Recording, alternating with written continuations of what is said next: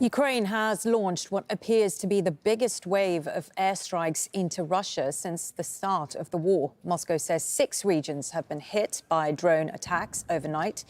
The targets include an airport where military planes were based. No casualties have been reported. Russia has hit back with strikes on the Ukrainian capital, Kyiv.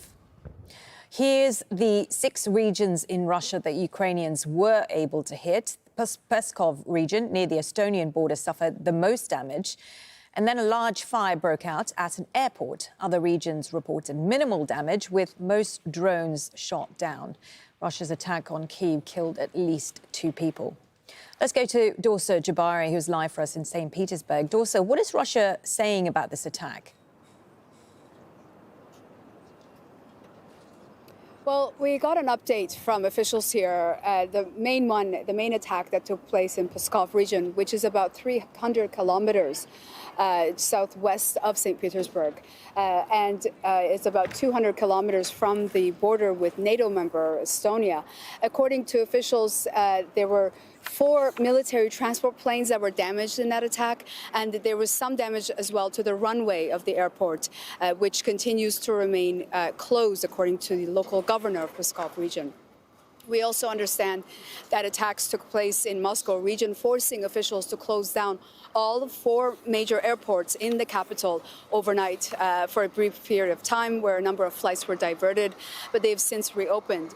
And we also just heard from the Foreign Ministry spokesperson, Maria Zakharova, who said the following. She said Ukraine's attempt to attack Russia is a dead end, basically, for the Ukrainian authorities, and the agony of the Kyiv regime, and the stupid hatred, anger, and the absence of any prospects in their own development has led to this terrorist act.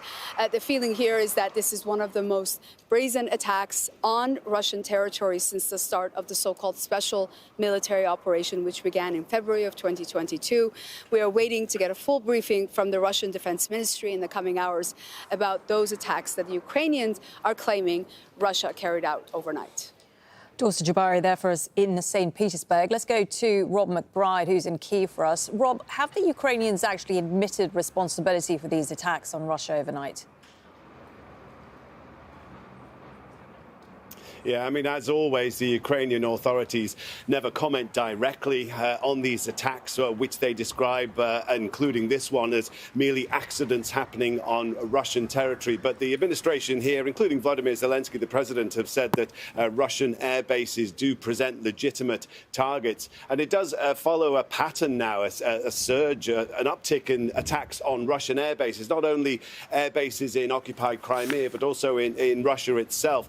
We saw just over a week ago, there was an attack again in the far northwest of Russia, an air base near St Petersburg, where, according to images circulated on social media, reportedly a long-range supersonic bomber, one of Russia's latest, was either damaged or completely destroyed on the ground. Then just over the weekend, there was another attack on an air base close to Kursk, which is just over 100 kilometers north of the Ukrainian border inside Russia, when again, it does appear as though drones struck that airbase, and according to the Ukrainians, 5 Russian jets were badly damaged or destroyed on the ground. According to pro-Kremlin bloggers, it was an ineffectual attack. But you are seeing this increase in attacks on Russian air bases.